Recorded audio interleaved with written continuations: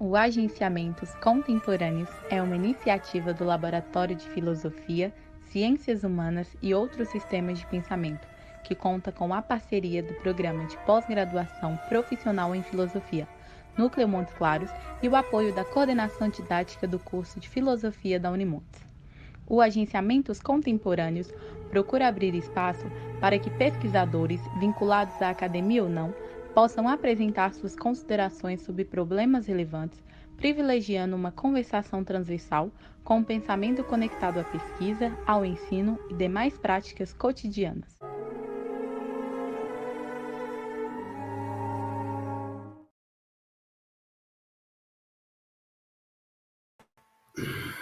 Boa noite, minha gente, boa noite a todos e a todas, sejam muito bem-vindos aqui a mais um encontro do nosso canal Agenciamentos Contemporâneos. Com muita alegria que vamos receber aqui hoje o camarada Eduardo Marinho, a quem agradecemos demais a generosidade de ter aceitado bater um papo aqui com a gente sobre a vida, sobre o nosso país, sobre política, enfim, sobre arte.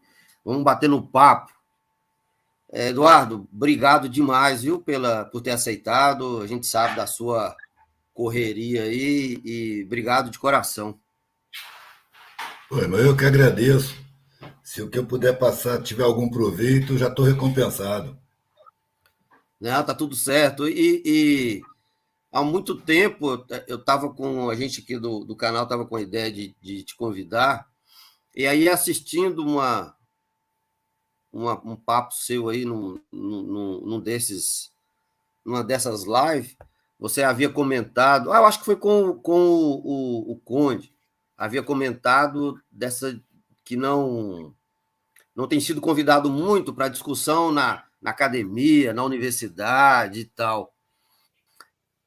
Eu falei, bem, então não seja por isso, apesar de não ser necessariamente presencial, né? Vamos convidá-lo para ver se ele topa trocar uma ideia com a gente. Um canal nosso tem uma vinculação com a área de filosofia, de ciências humanas, enfim. E foi uma alegria você ter aceitado, tá? Obrigado mesmo. Tamo junto, mano. Vamos seguindo. Eduardo, fala um pouco para gente, para quem não te conhece, um pouco do seu movimento, assim como artista de rua, ativista social. Eu sei que você já falou sobre isso em alguns outros canais, mas provavelmente vai ter aqui alguém que não te conhece e que gostaria de te conhecer. Sim, sim. Eu sou, como você disse, eu sou artista de rua. Eu vivo da arte que eu faço e variadas artes desde a década de 80. Mais precisamente de 82 em diante. Que em 80 eu larguei a universidade. Eu não via sentido naquilo. Para mim, eu não tinha vocação para aquilo. E Você fui fazia procurar um qual curso, sentido. Edu? Hein? Qual curso você fazia? Rapaz, titularmente direito, né? Mas De... era 80, o movimento estudantil estava efervescente ainda, né? Ainda estava Sim. sob governos militares. E, eu fui mais para os movimentos, porque é a primeira vez que eu vi gente da minha idade questionando injustiças sociais. Porque eu questionava a existência de pobreza, mas eu não encontrava ninguém para conversar. No meu meio social era incômodo esse assunto. Então era tido meio como esquisito. E quando eu entrei na universidade, eu vi se falar de injustiça social. Eu falei, opa, cheguei no meu elemento. Mas em pouco tempo eu percebi que era só teoria. Ali todo mundo tinha privilégios, ali todo mundo estava. Os ícones eram todos europeus, ou seja, uma espécie de colonização mental. E brigavam muito mais entre si do que contra o sistema social. Era uma corrente brigando com outra corrente. Aí tinha os maoístas, os trotskistas, os leninistas, os stalinistas, os anarquistas, e tudo brigando entre si. E eu olhei e falei, pô, é um bando de playboy brigando para concluir qual é a corrente de pensamento mais adequada para fazer a revolução. Eu, para começar, não gosto dessa expressão corrente de pensamento, sabe? Me parece estranho acorrentar o pensamento a alguma coisa. Então, quando eu percebi que ali não dava, que ali não ia, eu peguei o meu boné, minha mochila e fui para a estrada. Fui procurar um sentido para a vida. Porque o sentido que a sociedade me apresentava não me parecia sentido nenhum. Me parecia uma grande mentira. O ideal da vida é você constituir patrimônio, usufruir de privilégio. Eu dizia, peraí, a gente tem pouco tempo de vida. E eu observo os privilegiados do patamar que eu estava, que era a classe média alta. Minha mãe me mostrava aqueles que eu devia admirar. E geralmente eram os que tinham muito patrimônio. E eu observava essas pessoas e não gostava do que eu via. Falei, não quero ser desse jeito. Não é possível que seja só isso. A vida tem que ter muito mais riqueza, e não é riqueza financeira. Deve ter algum sentido em algum lugar, eu vou sair procurando. Eu não sabia nem se existia um sentido para a vida. Mas eu não aceitava os sentidos que me colocavam. Era me enquadrar para usufruir de privilégio, ou seja, usufruir de pobre, usufruir de gente roubada nos seus direitos constitucionais. Eu já tinha noção de que todos os pobres tinham o direito constitucional de acessar a universidade. E eu já tinha noção de que o ensino público é de péssima qualidade, porque a função do ensino público não é instruir a população, é criar mão de obra barata, inconsciente, criar gente explorável, fácil de enganar, de conduzir, fragilizada pela falta de instrução, pela falta de informação. Então, eu não queria participar disso. Peguei minha mochila, era a época dos hippies, então ainda tinha uma coletividade na estrada, e eu peguei a estrada, mano, na carona. E depois fui me tornando artista porque precisava ter alguma coisa para viver. Né? Com 2 anos eu casei, tive filho, comecei a ter que ter uma renda, ter que ter uma casa para morar, porque eu não tinha casa para morar, eu vivia viajando, dormindo em qualquer lugar. Eu nunca senti tanta liberdade, velho, quanto nessa época, porque tudo que eu tinha estava na minha mochila. E não tinha para onde voltar. Eu não tinha nada que me prendesse. Era apontar o nariz e seguir. E assim eu viajei o Brasil inteiro. Inclusive porque a família tinha cortado relações, por isso não tinha para onde voltar. A última frase que eu ouvi do meu pai foi: você para nós é um filho morto. Não nos procure em nenhuma hipótese. E isso foi assim durante quase 20 anos. Quando eu reencontrei meus pais, eles já estavam bem velhinhos. E eles me chamaram para frequentar a casa deles de novo, porque perceberam que não iam me ver mais. Se não me chamassem, eu não contava mais com o encontro. Porque não foi só meu pai e minha mãe. Foi todo mundo. A família inteira, os amigos, os conhecidos, todos passaram a me evitar. E eu descobri outros mundos muito mais interessantes, muito mais densos. O submundo, nos puteiros, beira de estrada, frentista, caminhoneiro, ladrão, traficante, polícia. Eu comecei a encontrar uma riqueza muito grande em termos de história, de coisas interessantes para conhecer, para aprender. Então, o fato da família ter cortado relações me fez descobrir que eu fazia família em qualquer lugar. Que família não é só consanguinidade, tem que haver sintonia, tem que haver respeito, né? Tem que haver um afeto incondicional. Aí você tem uma família. Até que eu formei a ideia de que nós somos uma família humana sobre o planeta. E imagino, porque a imaginação é uma ferramenta ótima de trabalho, que todo o universo é habitado. Em cada planeta deve ter uma família habitando, uma família de cada planeta. A gente tem contatos aí que se fala, tem gente que não acredita, disco voador, extraterrestre e tal. Eu acho que o universo é todo habitado. E que a Terra tem uma família planetária. Que quando essa família alcançar uma certa harmonia coletiva, aí vai ser possível começar a contactar outras civilizações de outras orbes pelo universo afora. Enquanto a gente tem até uma piada que alguém me contou, que um desses caras que conversa com extraterrestre estava tentando convencer aquele cara verde, de orelha pontuda, de olho preto, Você tem que aparecer, cara. As pessoas têm que saber que você existe. E o extraterrestre deu uma risadinha e falou assim: rapaz, vocês se discriminam pela cor da pele. Imagina se eu aparecer por aí, o que vão fazer comigo, velho? Vão me matar, vão me levar para um laboratório. Então não é hora de eu aparecer. Vocês têm que evoluir um bocado ainda. E é o que a gente está fazendo no planeta. Crescendo em consciência, em conhecimento, sem parar. Você é, de certo modo, otimista em relação a essa ideia planetária, de família planetária? Você tem esse otimismo em relação à humanidade? Olha, eu não diria que é otimismo, eu procuro ser realista. Quando eu olho para trás na minha vida, eu percebo que os momentos em que eu mais cresci, que eu mais me fortaleci, que eu mais refleti e entendi coisas, ganhei capacidade de superação, foram os momentos de sofrimento. Foram os momentos em que eu fui obrigado a parar para refletir. Os momentos de dor. Então, eu acho que isso coletivamente também se aplica.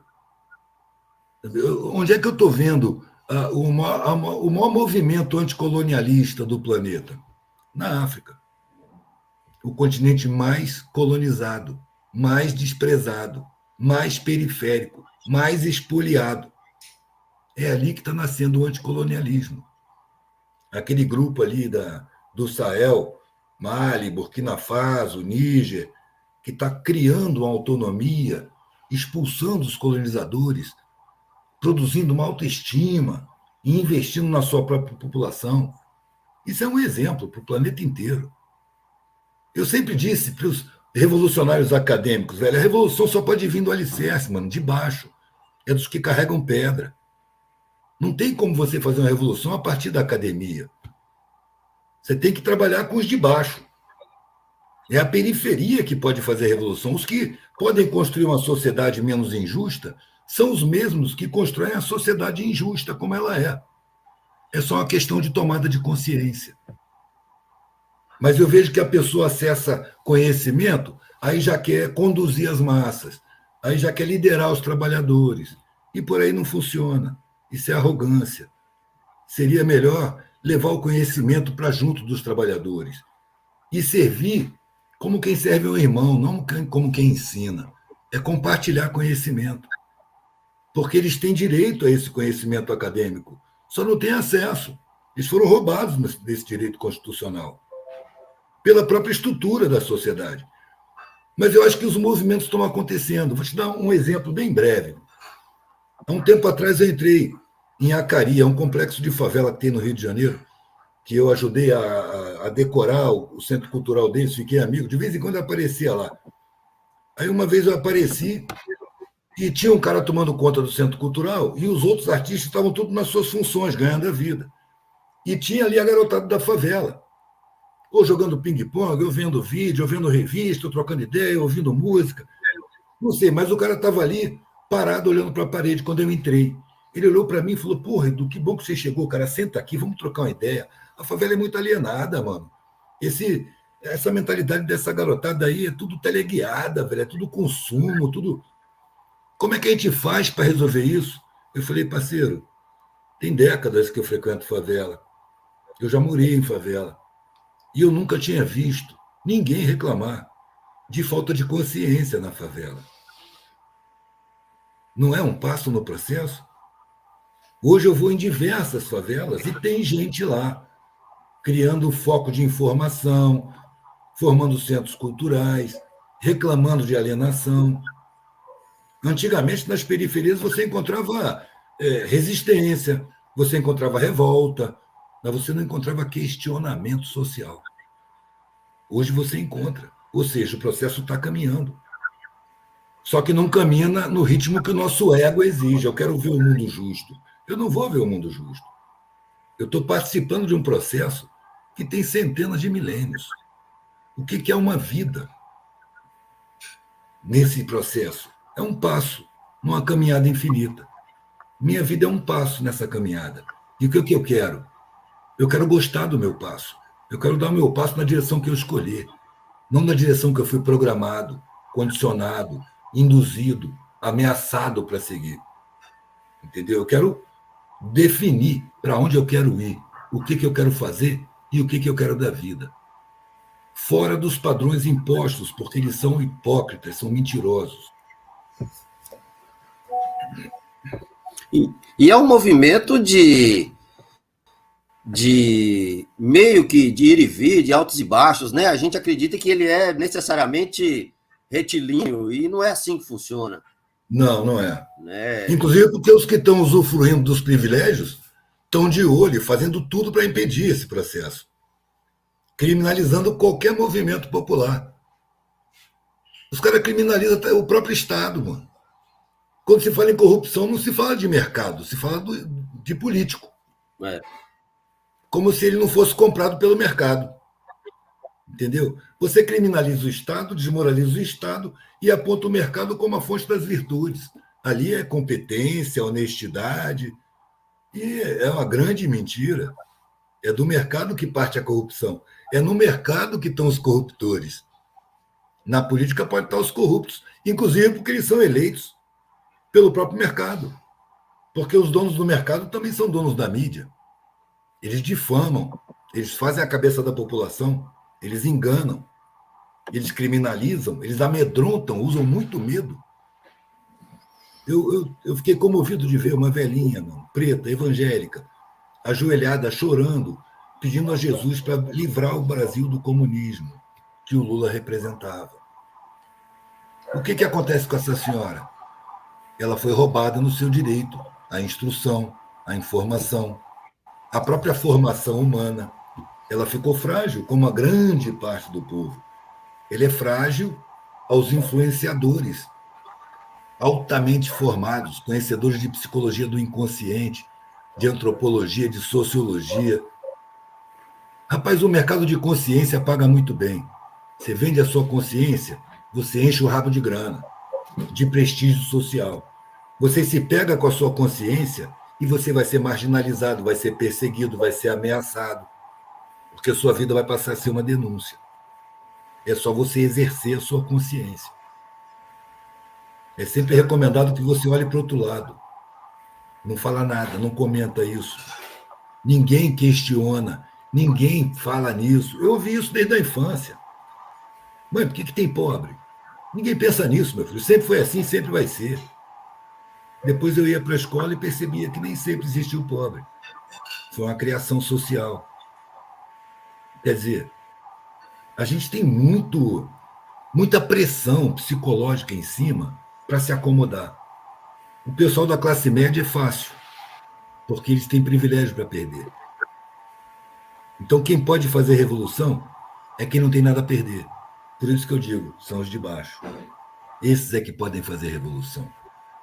É preciso se irmanar com eles. E não chegar de cima para baixo para organizar os trabalhadores e dizer a eles o que tem que ser feito. Porque a rapaziada da academia tem o saber, mas a rapaziada da periferia tem a sabedoria, tem o peito, tem a raça. A capacidade de superação é muito maior ali, porque ali tem muito mais dificuldade. Então é preciso aproximar o saber da sabedoria. Mas a arrogância, e me parece uma matéria subliminar das universidades, a arrogância é uma barreira. O cara na favela, ele está acostumado a conviver com pessoas que sentem superioridade diante dele, mas não dentro da favela. Lá no trabalho, na polícia, no transporte, vai ter gente desfazendo dele e ele aceita isso. Mas quando vai o revolucionário acadêmico para dentro da favela, falar aquele linguajar acadêmico, expor aquele sentimento de superioridade, a rapaziada se afasta. Se afasta, fala, vai me dar tijolo, vai me dar cimento, vai ficar com essa conversa fiada que eu não entendo nada. Eu vi um coroa do Salgueiro falando assim, esses acadêmicos vêm aqui para arrebanhar a gente e enfiar nos partidos para ganhar número. Quer dizer, não tem moral, velho. Fazer tese. Fazer tese. Vem aqui fazer currículo, eles falam. Vem aqui fazer currículo. É isso aí, é isso aí. Você está correto. Em muitos aspectos, mas muitos aspectos mesmo, a academia ela é absolutamente arrogante. Ela é arrogante. E ela continua distante, às vezes, em alguns cursos, em algumas atividades, se aproxima da comunidade, mas na maioria das vezes está muito distante da comunidade.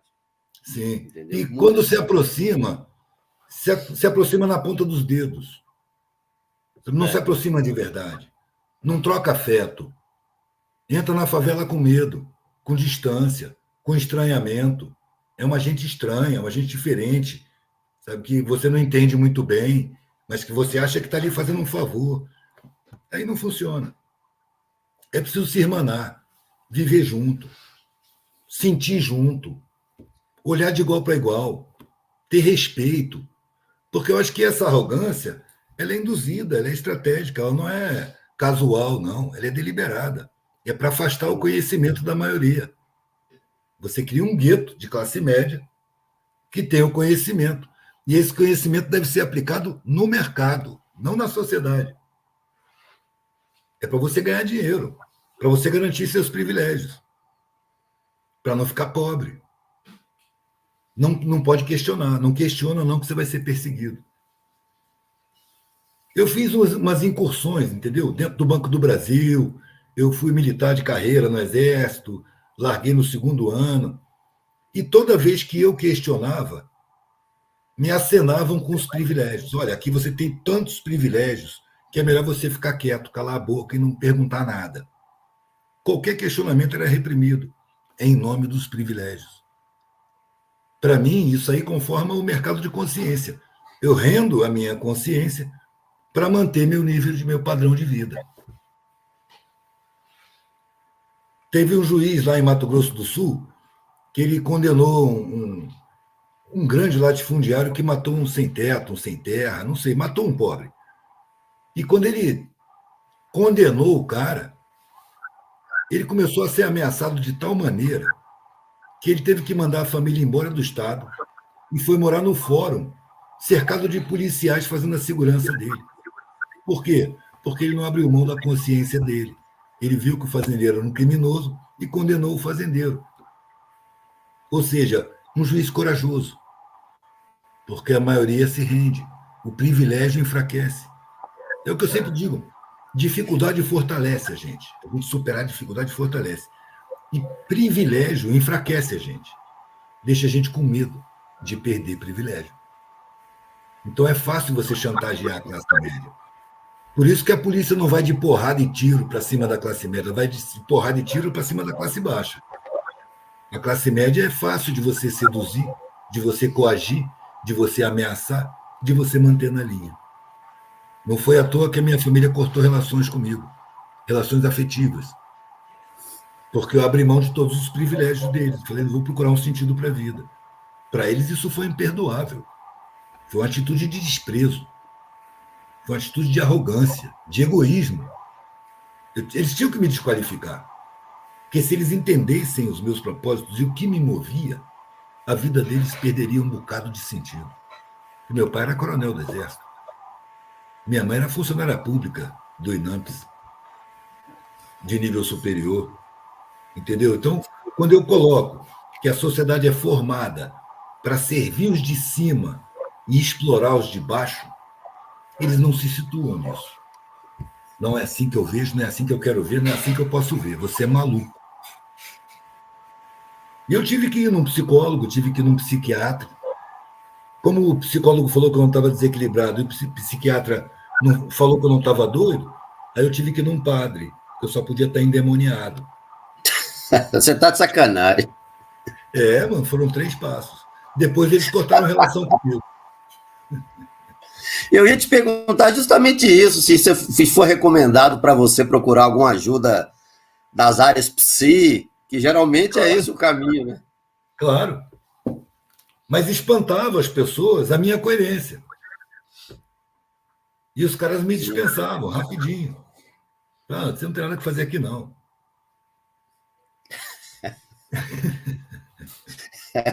É sempre assim. Ô, Eduardo, você falou da educação.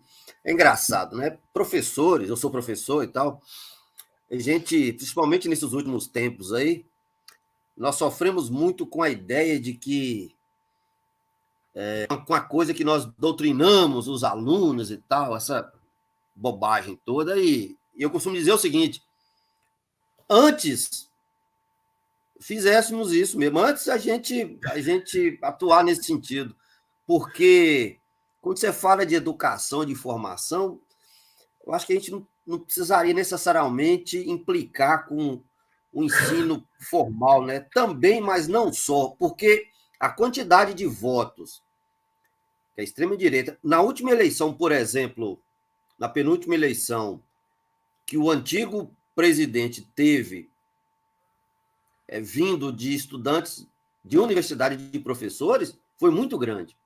Inclusive da área por incrível que pareça, sei lá, de áreas assim, de humanidades. Muito voto. Né? Então, a gente fica perguntando, bem, que formação é essa também, né? É a formação de mercado. É. Mas também muita raiva.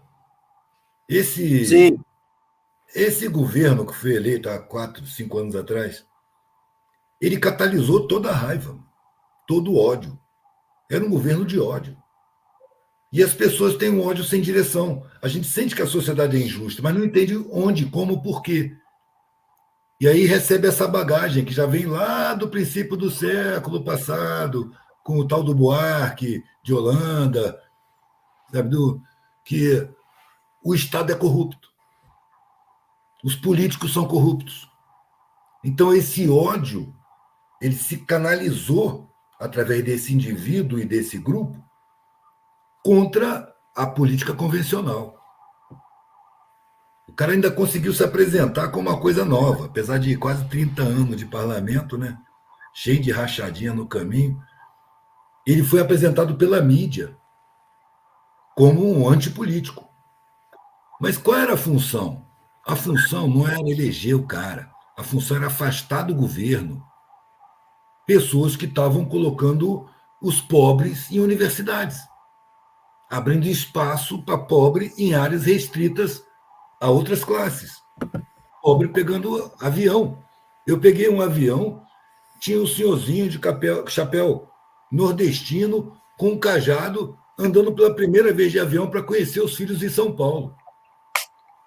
Conhecer os netos, aliás, que os filhos estavam em São Paulo, puderam financiar a passagem para ele ir visitar em São Paulo. Essas coisas incomodam muito a classe média.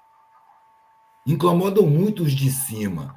Se continuar botando preto, pobre e periférico na universidade, vai ficar difícil controlar a sociedade. Tem que derrubar esse governo. E ninguém vai derrubar esse governo dizendo que é porque ele está favorecendo os pobres. Não. É corrupção. Corrupção, corrupção, corrupção. É uma carta na manga, é um coringa. E a corrupção é sempre do Estado, nunca do mercado. Isso é medo, mano. É medo. Medo do conhecimento. Por que acusam os professores, sobretudo os de humanas, de doutrinar os alunos?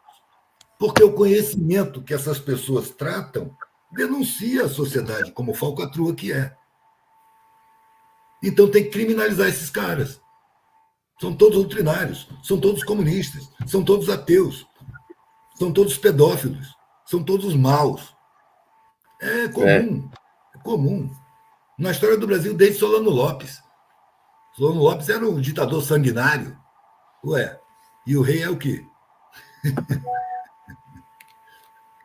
Né? Sendo que o Paraguai não pegava empréstimo com os banqueiros ingleses, construiu sua própria siderúrgica, fabricou seus canhões, sua pólvora. Era um exemplo de autonomia que estava rolando no miolo da América Latina. Tinha que ser destruído. Não é à toa que a ordem final, depois que o Paraguai foi derrotado, foi exterminar os paraguaios. 99% dos homens morreu no final da Guerra do Paraguai. Depois do Paraguai perder a guerra. A ordem era exterminar.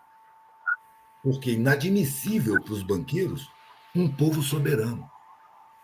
Todo Estado que esboça a soberania é criminalizado. Olha a lista de estados criminalizados. Todos estão exercendo soberania. E aí a sanção, perseguição, criminalização, demonização. Aí você ouve na rua, Maduro é um ditador. Cara, eu não digo assim. Basta eu falar da Venezuela, eu estou defendendo o ditador, não estou defendendo o Maduro, nem simpatizo com ele, estou defendendo a Venezuela, porque ela se livrou do saque e investiu na população. É um exemplo para a América Latina, assim como Cuba, assim como a própria Bolívia, que aos trancos e barrancos está nacionalizando o lítio, já tem um acordo com a China de fabricar carro popular elétrico, ou seja, fugindo do controle. Por que o dono do Telegram foi preso na França? Porque o Império não tem domínio sobre o Telegram. Facebook, beleza. Meta, beleza. Google, beleza. Telegram, não. TikTok, não. Eles não têm controle. Divulga coisas críticas ao mundo ocidental, às oligarquias, né? As oligarquias, porque a gente fala Estados Unidos e Grã-Bretanha, mas não é o povo. São as oligarquias. São banqueiros. E banqueiros judeus sionistas, que têm a nacionalidade estadunidense e britânica. Por que Israel faz e acontece, comete crime no atacado e não acontece nada? Porque esses estados estão presos pelas finanças dos banqueiros sionistas. É simples a coisa. Só que quando você coloca com simplicidade, você arrisca tomar um tiro, a ser preso. Se você tiver o Breno Altman sendo processado agora, porque faz críticas duras a Israel. Pois é. Pois é. John Lennon, depois de ficar uma semana pelado com a Yoko Ono dentro do apartamento, dando entrevista, falando que os banqueiros são loucos, são desumanos, são perversos, saiu para a rua e foi morto por um fã. Um fã que achou que ele estava sujando a biografia dele. Que ele estava tão bom, se desentendeu com o resto dos Beatles, porque ele foi se politizando através da Yoko Ono. E os outros elementos queriam continuar naquela música alegrinha, ganhando muito dinheiro. E ele falava, não, a gente tem que contestar o mundo. A gente tem que contestar esses poderes perversos. Aí desfez os Beatles. E logo em seguida ele foi morto, com 42 anos de idade, se não me engano. Por quê? Porque tinha muita visibilidade. Eu falo pra caramba e não me acontece nada, mano. Por quê? Porque eu sou muito insignificante. E quero permanecer assim. Então, Eu posso também. falar o que é. Pois é. Eu dou maior valor à minha insignificância. Não que eu tenha nada contra passar para o outro lado, entendeu? Eu tenho a maior curiosidade, inclusive, para saber como é que é, ou mesmo se é.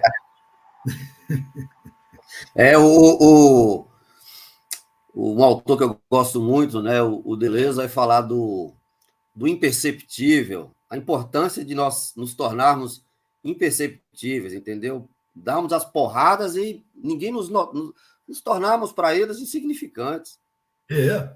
É a vantagem da invisibilidade. Na invisibilidade, invisibilidade. ninguém finge para você, você vê as coisas como são.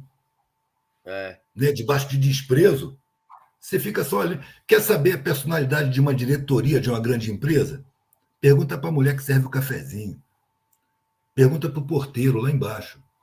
Pergunta para o serviçal. Porque para essas pessoas, eles não fingem, eles são o que são. Então, eles têm a oportunidade de ver a personalidade de cada um dos diretores como ela é, sem dissimulação. Eles fingem entre si, mas não para os serviçais. E diante dessa situação, Eduardo, como é que você pensa não sei nem se nós podemos utilizar essa terminologia, né? Sei lá, ela tem se tornado tão problemática, essa coisa da esquerda brasileira. Você falou aí dessas áreas que ficam se degladiando, né? Trotskista, marxista e por aí vai. A esquerda, no geral, mas a esquerda brasileira, vamos pensar assim, ela é complicada também, né? Eu entendo que é difícil você buscar um tipo de discurso comum, hegemônico, eu acho que não tem que existir, mas, por outro lado, tem determinadas posições que eu fico Eu acho meio estranho, por exemplo, essa coisa do Telegram mesmo. Muita gente defendeu a censura ao Telegram, gente da própria esquerda. Tem gente da própria esquerda fechando com Estados Unidos e Europa contra Maduro na Venezuela. Tem gente da própria esquerda fazendo coro com esses bandidos, com essa máfia. Mesmo que eu tivesse uma péssima opinião do Maduro, eu não tenho uma boa, mas também não tenho uma péssima, eu ficaria constrangido de concordar com a mídia, com o Conselho Atlântico, com essas mídias estadunidenses, dos oligopólios, da grana, né? A mídia da grana. Eu teria vergonha. Eu desconfiaria da minha visão. Peraí, será que é tão ruim assim? Eu lembro do Brizola falando, na época, a mídia era a Globo, né? E ele, num discurso para a juventude do PDT, ele falou assim: na dúvida sobre qualquer assunto, observemos a posição da Globo. O que ela for contra, nós somos a favor. O que ela for a favor, nós somos contra. É uma regrinha básica. É, regrinha básica. Como é que eu vou fechar com essa corja, mano? Na questão da Venezuela. Um país sob pressão extrema. Eu vou fechar com as oligarquias. Falta vergonha na cara, falta senso. Que esquerda é essa? Eu nem gosto muito desse termo de esquerda, mano. Por um motivo muito simples. Esquerda e direita era um parlamento francês, um país colonialista dos mais perversos que houve. À direita estavam os nobres, o sangue azul, os que têm pedigree, sabe? Família, 12 nomes, 20 nomes, aquela dinastia de nobreza. E à esquerda estavam os banqueiros ricos, os burgueses ricos. Ali não tinha nada de povo, eles só não tinham pedigree. Então, eu acho que essa referência esquerda e direita ela é meio colonizada. Olha só os filósofos que se admira na esquerda. São todos europeus. A base do pensamento de esquerda é todo europeu. Isso é colonialismo. É uma colonização mental que você tem na academia, uma admiração extraordinária pela Europa, que é um continente que botou para fuder no mundo inteiro, mano. Genocidou geral, matou culturas, escravizou, saqueou e saqueia até hoje. Eu não vejo o menor motivo para ter admiração por esse continente, para considerar que eles são mais evoluídos. Não são, não, eles são mais perversos, são mais evoluídos em armas, em tecnologia, em dominação. Então eu não estou entre esquerda e direita, eu estou entre humanismo e empresarismo. Na minha concepção, humanismo é o sistema que tem no ser humano o centro de importância. E empresarismo é o sistema que tem nas empresas, na economia, o seu centro de importância. Para mim é muito simples. Agora, na própria academia, eu acho que se forma as linhas de esquerda, essa desavença permanente, essa rusga, essa briga, essa disputa infantil, eu acho que ela é estratégica. Ela deve ser induzida, exatamente para impedir a união. O que a esquerda em comum quer? Uma sociedade justa.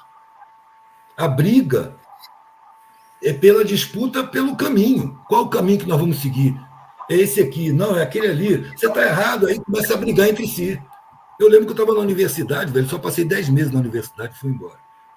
Eu tentava ir nas reuniões, eu ia nas assembleias, e eu tentava me manifestar. Gente, a gente está aqui brigando entre si, mas o inimigo está lá fora. O inimigo está no sistema, está dominando as coisas. A gente não pode estar brigando aqui entre nós. Mas acontece que eu era bicho, entendeu? E como bicho, não tinha moral. Ninguém me ouvia. Eu desprezava o que eu falava, mandava eu calar a boca e seguia brigando do mesmo jeito. Aí eu peguei meu boné e fui embora. Falei, esses caras aí daqui a 4 anos estão tudo sentado, com um diploma debaixo do braço, acomodado, ainda falando da juventude revolucionária dele, as ilusões, que isso aí você vai cair na realidade, desestimulando os novos. Isso nunca vai mudar. Olha que estupidez, nunca vai mudar. Até os minerais estão em mutação. Que frase é essa? Isso nunca vai mudar? Nunca, um tempo eterno. Isso está em mudança o tempo todo. Cabe a gente escolher como participar dessa mudança. Vai participar de forma acomodada e frustrante? Tudo bem, direito seu. Eu não quero. Eu me desacomodei. Eu vou atrás de algum sentido. E foi uma coisa que eu me lembro de ter falado com várias pessoas. Eu vou procurar um sentido para a vida. Eu nem sei se existe um sentido para a vida. Mas eu vou procurar. Ou eu vou achar, ou eu vou morrer procurando.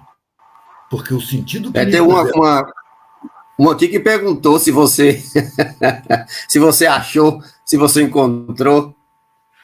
Não, eu não encontrei o sentido para a vida, mas desapareceu o sentimento de que a vida não tinha sentido.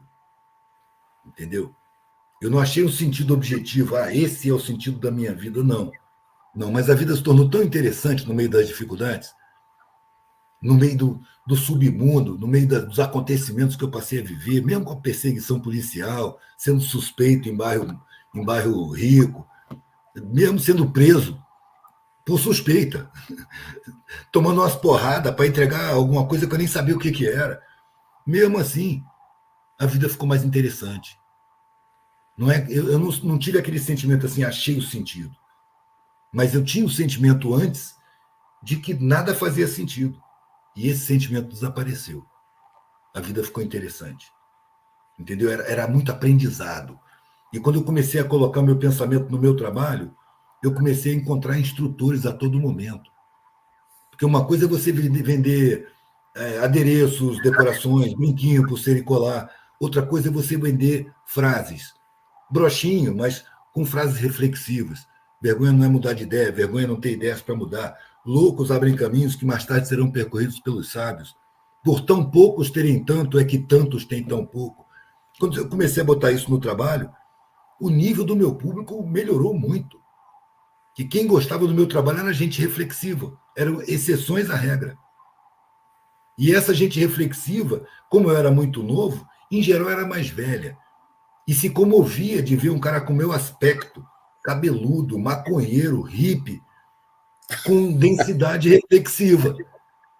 Caraca, olha o que o cara tem aqui. Senta aqui, meu filho, toma uma cerveja com a gente. Você sabe o que significa esse símbolo aqui? Sabe quem falou essa frase aqui? E começava a me dar aula. Com o tempo, eu fui chamado para frequentar a assembleia de sindicato. Primeira vez foi em Salvador. Eu parei numa mesa que era de professores, eles gostaram do meu trabalho, compraram os broxinhos e falaram assim, olha, amanhã se você for no sindicato, você vai vender para caramba. Eu falei, qual o sindicato? Sindicato dos professores, onde fica? No Cardeal, Arco Verde, lá em Salvador. Aí eu fui, expus, vendi para caramba, porque era muita gente pensante. E eu comecei a frequentar os sindicatos. Aí era o sindicato dos bancários, sindicato dos professores, sindicato de várias coisas, jornalistas. Tinha sindicato que não adiantava, que não vendia, mas tinha sindicato que vendia, principalmente nesses que eu falei, jornalistas, bancários, professores. Nesses eu vendia bem. E eu ficava vendo os papos, as correntes de pensamento. Eu ficava na invisibilidade, que eu era só um hippie com uma mesa vendendo artesanato. Dali eu estava assistindo. De vez em quando alguém falava, cara, você tem um pensamento bom, você podia se filiar no nosso partido. Eu dizia, já sou filiado à minha consciência, mano. Eu estou aqui só olhando. E vendo como eles gastavam energia brigando entre si. As correntes, sempre as correntes de pensamento. Um sabotando o outro, um sendo desonesto com o outro, cochichando no ouvido, fazendo armação para ganhar o sindicato, para ganhar a votação.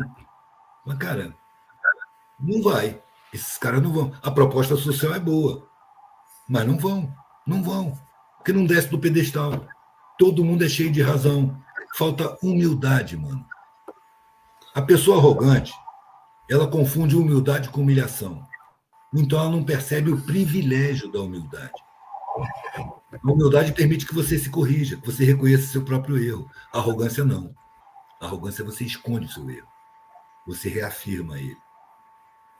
Com humildade você aprende.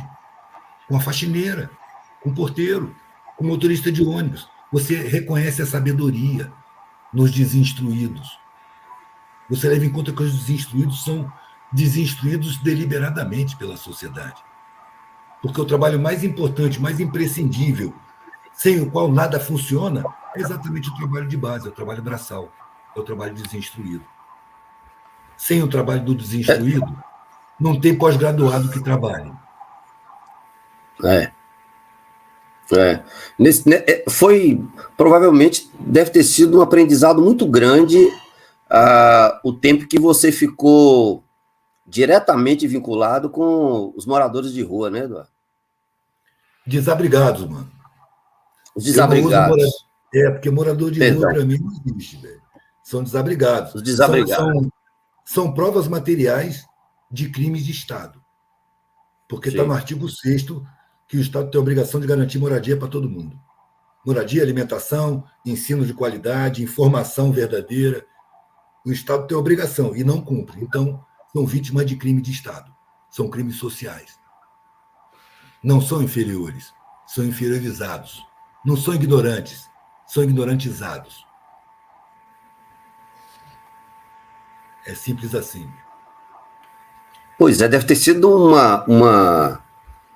grande aprendizado. Riquíssimo. Né? Em relação à solidariedade, principalmente a solidariedade. Caí do meu pedestal, mano, porque eu tinha na minha inconsciência a impressão de que eu ia chegar lá ensinando. Eu vou ensinar para os ignorantes. E foi em pouco tempo eu percebi que ali o mais ignorante era eu, porque eu não sabia como sobreviver naquelas condições. Eu tinha que aprender com eles. E fui reconhecendo sabedoria. Rapidamente eu percebi que aquele sentimento induzido de superioridade acadêmica era muito frágil nas situações que eu estava vivendo. E que tinha pessoas mais velhas com tanta sabedoria, às vezes analfabetos, mas com tanta sabedoria, que eu procurava beber essa sabedoria, procurava ouvir, eu queria ouvir os mais velhos, sobretudo pretos, sobretudo mulheres, que passaram muita dificuldade na vida e desenvolvem aquela sabedoria intuitiva, na vivência, na superação de dificuldade, que tem aquela coisa de verificar se todo mundo está servido antes de começar a comer. Cadê o fulano? Está com prato aí? Cadê o cicrano?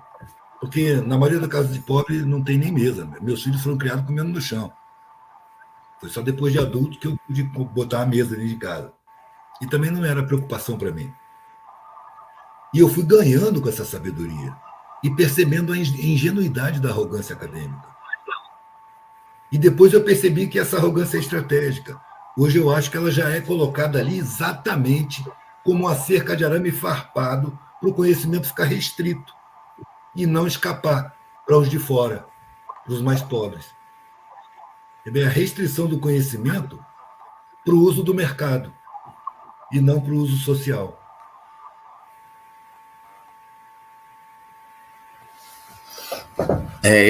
Eu tive em 1984, 85, por aí, 86, eu tive o prazer e a alegria de trabalhar com menores de rua, trabalhar com horta comunitária, no bairro que eu vivi, que eu fui criado. E aí eu concordo com você inteiramente. É impressionante o quanto a gente aprende com essa moçada, né, e com o pessoal mais velho, seja cuidando da horta comunitária, seja com esses menores que ficavam ali a revelia, né, tornado a revelia ali no bairro, e a gente fazendo atividades com eles na área de esporte, artística e tal. Quando você deixa seu ego dentro da sacola e vai de peito aberto, é impressionante. O aprendizado é muito grande e, principalmente, essas questões de solidariedade, de afeto, de amor, de proximidade, de alteridade, né? de aproximação. É muito diferente em relação a determinados grupos. Isso me encantou demais, mano. A solidariedade restrita. Me encantou demais como as pessoas se dão a mão. Porque quem trabalha com dificuldade, quando vê o outro na dificuldade, ele se solidariza, porque ele passa pela mesma dificuldade. Ah, tem café? Não? Toma, vem cá, toma aqui. Tem açúcar? Ó, fulano não conseguiu o que comer, tem que arrumar o que comer para ele. Pá, vamos juntar um pouquinho aqui e tal. A solidariedade é muito maior, porque é um compartilhamento de dificuldades. As pessoas conhecem o que é fome. Quando você passa pela necessidade, você pode até sair da situação de extrema necessidade, mas você nunca mais vai esquecer essa situação. E se você mantiver um coração batendo, toda vez que você vê uma pessoa nessa situação, vai doer, vai incomodar, não vai passar batido. Você não vai conseguir simplesmente olhar para o outro lado, como tanta gente faz. Porque você sabe o que é aquilo. Sabe? Você sabe o que é a dor da fome, do desabrigo, do desprezo, do preconceito, da agressividade social. Você sabe o que é isso. Então, a solidariedade é praticamente automática. E isso eu acho muito bonito. Ela é irrestrita. Sabe? Você quebra o carro junto numa favela, mano, você vai tomar um susto com 5 ou 6 que vão aparecer para empurrar o seu carro para pegar. É rápido. A solidariedade é automática e prazerosa. É isso que eu acho fundamental. É um prazer ser solidário, não é um favor. O que acontece é que as pessoas vão levar o conhecimento para os despossuídos, vão como quem faz um favor. E essas pessoas sentem, cara. Essas pessoas sentem. Elas aceitam o sentimento de superioridade lá longe. Ali onde ela mora, não. Ali é todo mundo igual. Se chegar um cara cheio de arrogância, ele não vai ter atenção. Ele não vai ter crédito. É o que eu já vi muito socialista, revolucionário, sair da favela. Ah, esses caras também não se interessam. Mas, meu irmão, você fala a língua deles. Você vive junto com eles. Você se sente como eles. Isso é uma distância, mano. Isso é uma distância. Vem aqui para arrebanhar. Vem aqui para acender luz, cara. Vem aqui para mostrar a realidade. Mostra o conhecimento e pergunta, e agora, o que a gente faz com isso? Certamente vão vir decisões muito sábias. É só levar o conhecimento para a sabedoria, e a sabedoria vai saber usar o conhecimento em benefício do coletivo. Vai ser a primeira atitude da sabedoria. Tem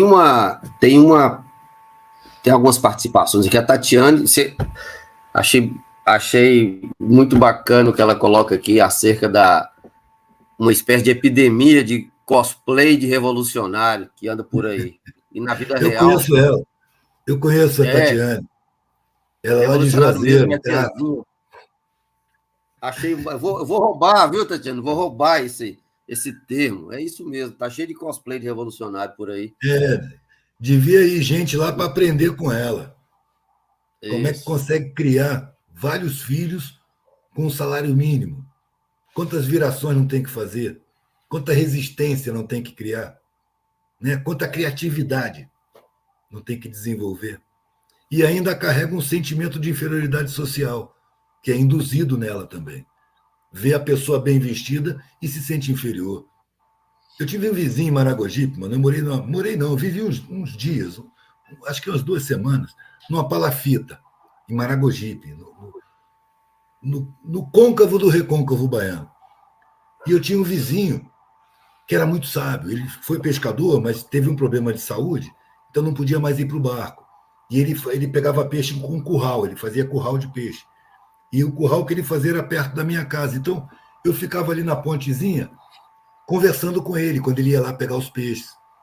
Porque o cara era uma fonte de sabedoria impressionante. E ele não me julgava superior a ele. Eu era um hippie morando naquele lugar ali, fazendo artesanato, torcendo arame. Então, ele se sentia mais à vontade. E eu bebia aquela sabedoria de uma forma admirada. O cara, para mim, era um ícone, um sábio. Um dia eu estava expondo em Salvador. E ele, por algum motivo dele, foi a Salvador fazer alguma coisa e cruzou comigo na calçada. Eu estava vendendo artesanato. E foi aquela alegria. Ô, vizinho, aquele abraço e tal. Aí a gente começou a trocar ideia. Parou uma pessoa para ver o meu trabalho. E era uma pessoa universitária, que começou a conversar comigo a respeito dos temas e da ideia de um fulano, de um cicrano europeu, bababá, e da sociedade. Aí eu senti que esse cara, um coroa de cabeça branca, velho, preto, ele se encolheu. Eu vi na postura corporal que ali ele estava se sentindo inferior. Ele estava induzido. E o cara que estava na minha frente, ele era mais novo do que eu, era um moleque. Não tinha metade da vivência, da sabedoria, da resistência do coroa. Mas o coroa se sentiu inferior. E aí eu percebi que isso é uma indução social. Os melhores da sociedade são abafados na inferioridade, na insignificância, e não são aproveitados pela coletividade social. Olha o Renato Freitas, lá do Paraná. O cara é periferia. Preto. Conseguiu ser eleito para a Câmara dos Vereadores. Fez denúncias homéricas. Foi protestar contra a morte do Moise, lá na Barra da Tijuca. Mataram o congolês de paulada, porque ele foi cobrar R$ 200, que era devido a ele. Mataram na paulada. Ele foi fazer um protesto na igreja Nossa Senhora dos Pretos, do Rosário dos Pretos, que é uma igreja historicamente utilizada para manifestações do povo preto. E aí rolou um processo e o mandato dele foi cassado. O próprio padre da paróquia foi lá depor a favor dele. Que ele não invadiu a missa, que ele não escorraçou ninguém, e ele foi cassado. Foi para a justiça devolveu o mandato dele. Vai ver as falas dele. Ele não está nem um pouco intimidado. Os próprios colegas de PT dele deixam ele na mão e não encaram as broncas que ele encara. Porque eles também têm seus rabinhos presos. Sacou? Ele é um periférico, mano. Tem peito, tem raça para encarar. Não se deixou corromper. Mas nem o próprio partido fecha com ele. É um partido de acadêmicos. Não que ele não seja, ele acaba sendo. Mas eu encontrei com ele no encontro do ICL, lá em São Paulo, e o cara continua no jeito dele, ele é um periférico, mano. A fala, o comportamento, os valores, o jeito de corpo, o movimento, é um periférico. Então ele é marginalizado dentro do próprio partido. É dessa gente que a gente precisa, mano. É desse povo que a gente precisa. Eles têm muito mais garra para levar adiante propostas que a maioria das pessoas de classe média recua. Essa é uma gente que não recua, mano. Sacou? É com eles que é preciso contar. Mas a preocupação é com cargos, com posições de mando, com posições de relevância. Essa bobajada fútil, superficial, externa, que não tem nada a ver com a alma da gente, e sim com as convenções da própria sociedade que você quer combater. Você quer combater um sistema social se comportando como é recomendado? E eu sempre digo, mano, eu não tenho luta. Porque eu aprendi pela própria sociedade que a vida é luta. Para mim, não. Para mim é lida. Eu estou na lida, eu estou no serviço. Eu estou trabalhando no esclarecimento, na conscientização, na minha, em primeiro lugar. Eu nunca tive a pretensão de conscientizar outras pessoas que não eu mesmo. Foi no meu trabalho de autoconscientização que eu comecei a perceber que meus pensamentos tinham utilidade coletiva. E outras pessoas usavam, refletiam, enxergavam coisas, tomavam consciência, não pela minha pretensão arrogante, mas por consequência de eu colocar tudo no meu trabalho. Eu vou falar da sociedade, eu vou contar que é tudo mentira, eu vou denunciar, eu vou ironizar, vou questionar, vou propor, tudo no meu trabalho. E isso funcionou como um trabalho conscientizador. Eu só fui perceber que era conscientizador depois de 20 anos na rua. Encontrando pessoas que me agradeciam. Cara, eu encontrei com você 15 anos atrás, no boteco lá em Salvador. A gente trocou uma ideia, eu comprei uns broches seus, e depois daquele dia eu tomei várias decisões na minha vida que melhoraram muito minha qualidade de vida, minhas relações. Eu queria te agradecer, eu sempre quis te encontrar para agradecer. Eu dizia, velho, você pega o meu trabalho, a minha ideia, aplica na sua vida, melhora a sua vida, ainda vem me agradecer, mano. Eu é que agradeço a você, porque isso dá sentido à minha vida. Sem que eu percebesse, a minha vida tomou esse sentido coletivo. Porque, na verdade, eu falava meus pensamentos, era para desentalar. Era expondo inconformação. Precisou passar muito tempo para eu perceber que tinha uma função coletiva aí. E quando eu percebi, passei a cuidar melhor do que eu falo. Tudo é coletivo, né, Eduardo? Acaba vendo tudo é coletivo, né, cara? Não sei mesmo, se tudo é uma palavra não, muito mesmo ampla. esse esforço, o esforço de estudar, de tentar entender o que se passa, vai ter uma ressonância depois, vai ter uma ressonância Sim, coletiva. tudo acaba resultando no coletivo. Mas eram questões individuais. Sim, sim. Quando eu saí da universidade, a ideia era a seguinte: eu não posso revolucionar o mundo, mas eu posso revolucionar minha vida. E aí passei a olhar para mim mesmo, para os meus condicionamentos. E fui quebrando esses condicionamentos. E quanto mais eu quebro o condicionamento, mais condicionamento eu encontro, mesmo. A rede intrincada de condicionamentos. A gente é induzido a muita coisa. E não tem um ponto de chegada nesse trabalho, velho. Ele é contínuo, ele não para. Eu acredito que depois que a gente passa pelo portal da morte, ele continua de alguma forma. A gente vai tomando consciência das coisas, vai evoluindo. Eu espero que seja eternamente. Mas se não for, também não faz muita diferença. Se os ateus tiverem Tem razão, uma. eu não mudaria a minha É, vida em nada. Eu viveria a mesma vida. tem uma fala aqui do Júnior. Um abraço, Júnior. Em função dessa sua questão em torno da arte, ele pergunta o seguinte: Eduardo, como sua jornada de rompimento com as normas sociais modulou sua visão sobre o papel da arte na contestação ao colonialismo e ao imperialismo? Cara, a arte é um veículo de comunicação. Ele se comunica com o sentimento, se comunica com o pensamento, se comunica com a visão de mundo, se comunica com a alma, com o abstrato do ser. Essa é uma ferramenta de contato. Agora, o que você vai fazer com essa ferramenta? Pode ser muito bem usada, pode ser muito mal usada. A publicidade usa a arte em alto grau, em alto nível. Trabalha com os afetos, trabalha com os sentimentos, com as expectativas, trabalha com a alma, mas para aprisionar a alma no consumo, na produção, na superfície, no serviço social ao privilégio. Quais são os artistas que são mais insensados? São os artistas de entretenimento. Eu nunca aceitei que a arte que eu produzo seja chamada de entretenimento. Eu não faço arte para entreter. Eu faço arte para sensibilizar. Eu faço arte para conscientizar. Eu faço arte para esclarecer, para criar dúvida, para denunciar.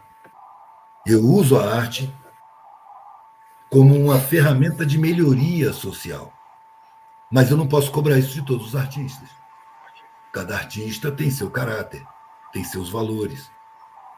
De vez em quando eu estou expondo e alguém chega e fala: a arte liberta. Não, peraí, que arte que liberta? A arte que eu vejo na televisão aprisiona. A arte que eu vejo ser produzida aí para milhões, ela aliena. Ela não liberta. Inclusive, o sistema dá muito mais valor à arte que aliena, ao entretenimento. E essa palavra entretenimento, velho, ela me parece que é uma coisa que é para quem não tem o que fazer. Você precisa se entreter. Não está fazendo nada, vai se entreter. E aí não tem consequência nenhuma, só divertimento. Então, acho que entretenimento é uma ofensa para a arte. É querer pouco da arte.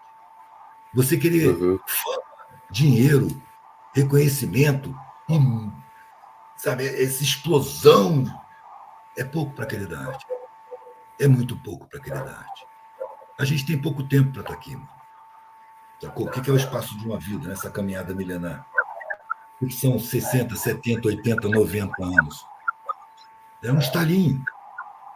Eu preciso dar proveito a isso. Agora, a minha concepção de arte eu não posso impor a outros artistas. Cada um que forme a sua concepção.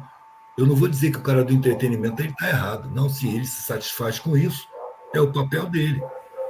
Nessa nossa sociedade, ele é estimulado. Eu sou reprimido.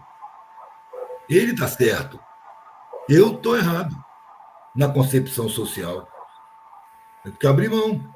Não quero fama, não vendo. Toda vez que alguém chega para mim, olha, faz um negócio assim, pai, eu não concordo, não faço.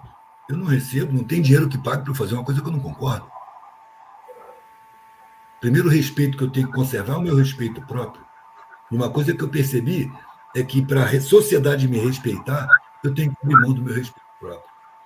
Eu tenho que estar moldado em valores que não são meus. Eu não me interessa respeito social. Eu fico com o meu próprio respeito. E o desrespeito social me mostrou tanta coisa. Me fez forte, me fez superador, me fez criar confiança em mim mesmo. Eu não tenho do que reclamar. Agora, as minhas atitudes não me fazem juiz de ninguém. Quando o artista ele só tem como objetivo grana e sucesso e fama, ele está no direito dele. Na nossa sociedade, o estímulo é para ele, não é para mim. Desde criança que eu escuto, não questiona, meu filho. Não fica perguntando essas coisas, não. Se acomoda no seu lugar para viver a sua vida em paz. Entendeu? Eu não sou juiz de ninguém. Eu não gosto de luxo, mas eu não acho que os ricos estão errados. Eles são frutos de uma sociedade que tem espaço para ter ricos e pobres. Você nascer na classe rica não quer dizer que você é ruim. Muita gente boa nasce na classe rica. Como muita gente ruim nasce na classe pobre. Gente, essas coisas não têm classe social, mano. Caráter, generosidade, egoísmo. Essas coisas não têm classe. Não tem etnia, não tem gênero, não tem nacionalidade. São características humanas individuais. Não cabe ninguém estar julgando. Eu julgo a sociedade. Mesmo quando a guarda municipal tomava o meu trabalho, algumas vezes eu fiquei sem nada. Eles chegavam e tomavam tudo que eu estava expondo na rua. Eu não tinha raiva daquelas pessoas. Eu tinha raiva do Estado, que formava um organismo e treinava aquelas pessoas para fazerem o que elas estavam fazendo. A minha raiva não era das pessoas, era da sociedade. Eu não pessoalizava. Quando estou na delegacia, o policial está me espancando para eu entregar alguma coisa que eu não sei. Ali, para mim, não é gente, é o Estado. Ele foi pago para isso. Quando eu estava no Exército, eu ganhava moral porque eu era violento. Eu que não tenho a natureza violenta, falei, o que está acontecendo comigo? Eu não quero ser assim. Ah, mas você tem todos os privilégios da sociedade aqui. A única carreira em que você se aposenta é promovido e ganha um aumento. É a única carreira que você tem a defesa jurídica, que você tem médicos militares, hospitais militares, transportes militares. Você vai ter onde morar de graça.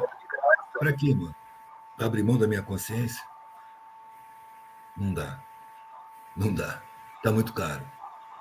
Eu não pago por esses privilégios. Eu preferia a marginalidade. Agora estou com 64 anos. Então, o tempo passou. Eu não morri como eu pensei que ia morrer. Eu achei que ia morrer cedo. Véio. Porque à minha volta as pessoas morriam com muita facilidade. De acidente de trabalho, de porrada, de tiro. O cara tomou um tiro do meu lado. Eu estava andando, eu e ele. Parou um carro de polícia e o cara simplesmente atirou. O cara caiu morto e eu pulei um muro enorme. Depois eu fiquei espantado de ver como é que eu pulei aquele muro. Era muito alto e cheio de vidro em cima. Eu nem me cortei, velho. Você vê o que o pavor faz com a gente. Então eu achava que não ia viver muito tempo. Eu achava que ia morrer cedo. Mas o tempo foi passando. E hoje eu já não corro mais tanto risco. Hoje a polícia nem me para mais. Virou um senhor.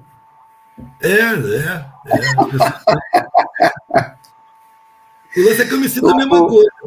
Eu me sinto a mesma coisa, o mesmo moleque. Sabe? Eu me sinto sim. Eu em criança e parece que eu sou a mesma coisa. Mas quem te enxerga vai te ver como senhor, entendeu? Assim, ainda bem. É. O Carlos está perguntando o seguinte: para a gente, mais uma outra questão aí, para a gente encerrar, para você descansar para os seus corre amanhã.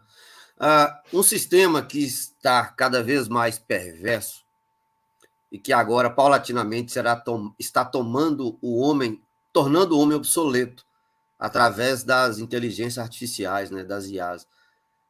Trabalhos vão sendo extintos em velocidade assustadora. Como será a vida com isso?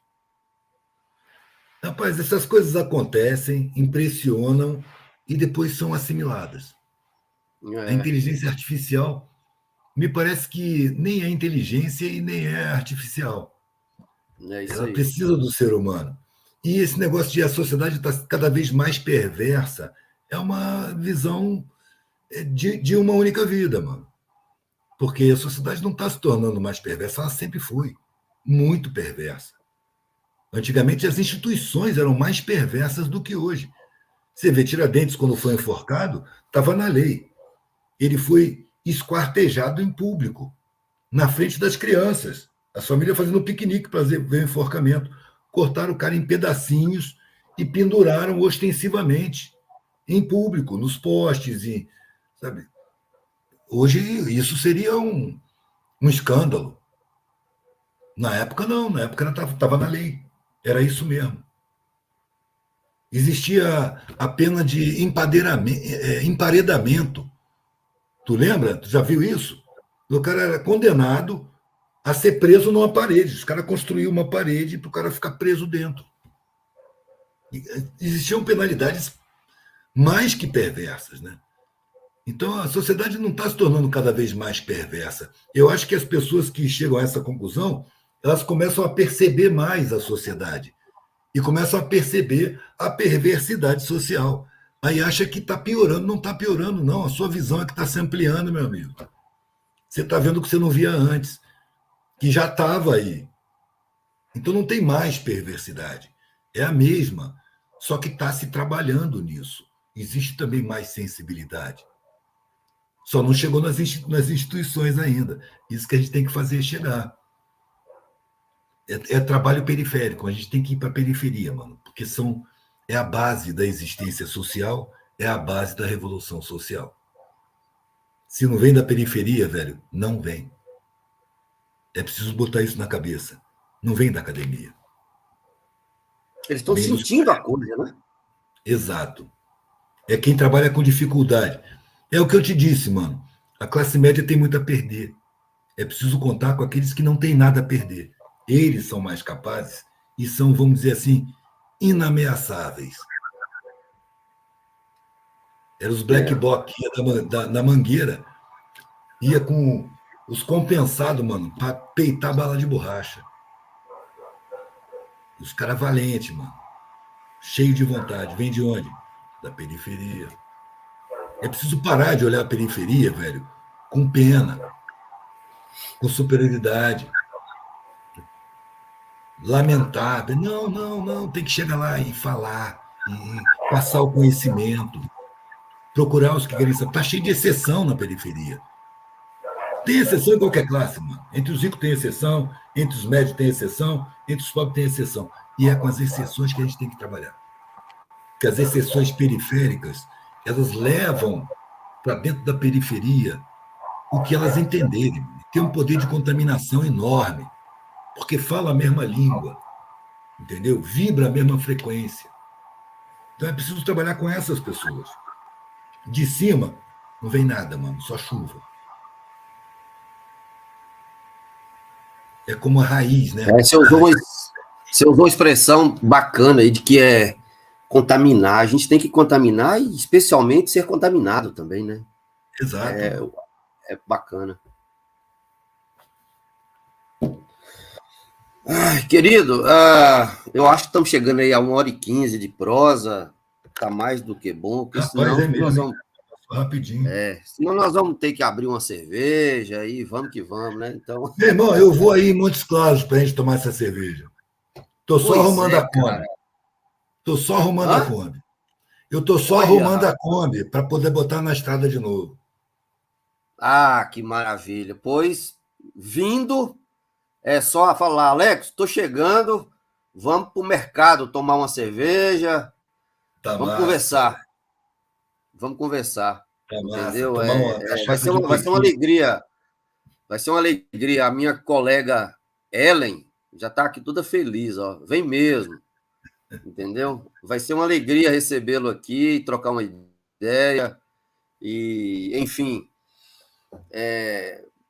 Muitíssimo obrigado, tá, Eduardo, pela generosidade, pela alegria, pelo afeto que você exala ao falar sobre essas questões que tanto nos tanto nos toca, né? E é muito bom saber que, mesmo distante, de um modo ou de outro, uma expressão que eu gosto muito, nós jogamos no mesmo time. Talvez um na lateral, um no meio de campo, um centroavante, um zagueiro, um goleiro, mas jogamos no mesmo time. Isso é muito bacana. Muito obrigado por ter aceitado trocar uma ideia aqui com a gente. No fundo, mano, a gente busca uma sociedade solidária, né? O que a gente quer do mundo é que o mundo seja mais solidário, menos perverso, menos injusto, mais igualitário. Menos perverso. Isso aí. Isso. Então tá marcado, parceiro. Eu vou aparecer aí. Você já tem meu e-mail, é só avisar que... Tá massa. Pô, vai ser uma alegria mesmo. Gente, eu gostaria de agradecer a todo mundo que esteve com a gente aqui, que participou, que vai divulgar essa nossa prosa. E foi uma alegria, amanhã é sexta-feira, mas encerrar a quinta-feira com o Eduardo. Ó, valeu demais, Eduardo. Força aí na lida. Pô, valeu, meu irmão. Um abraço a todo mundo que assistiu. Eu espero que tenha tido algum proveito. E uma hora a gente se encontra de novo. Qualquer momento que você quiser, mano, fala comigo e a gente marca. Beleza, valeu. Querido. Um abraço. Grande abraço, velho.